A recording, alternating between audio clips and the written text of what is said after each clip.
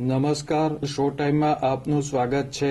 ભાવનગર મહાનગરપાલિકાની સાધારણ સભા આજરોજ મળી હતી। આ સભામાં રજૂ થયેલા ઠરાવો ચર્ચા વિચારણા બાદ મંજૂર કરવામાં આવ્યા હતા।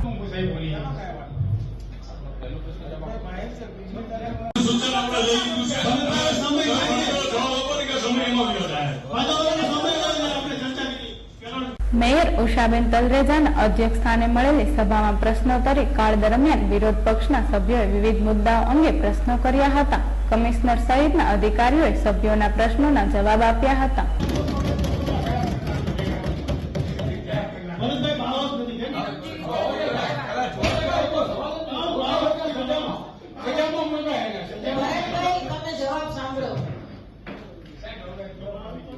પાણી આવી રીતે ટ્રીટમેન્ટનું વધતું એ કેવું હતું, પણ આની પહેલા પણ બે મોટી કંપનીને ભાવનગર મહાનગરપાલિકાએ આવી જ રીતે પાણી આપેલું।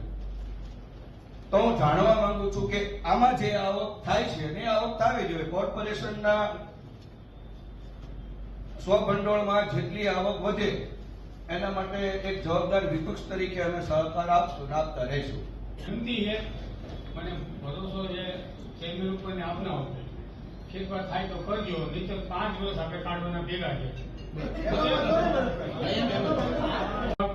આ સભામાં રજૂ થયેલા અકવાડાની મંડળીને સીવેજ વોટર આપવા, વ્યવસાય વેરાની ગ્રાન્ટ પેટે મળતી રકમ સભ્ય ફંડ તરીકે ઉપયોગમાં લેવા, ગાર્ડન વિભાગના કામો માટે ગ્રાન્ટની ફાળવણી, મેલેરિયા વિભાગમાં ભરતી અને બઢતીના નિયમોમાં ફેરફાર સહિતના 10 જેટલા ઠરાવો ચર્ચા વિચારણા બાદ મંજૂર કરવામાં આવ્યા હતા।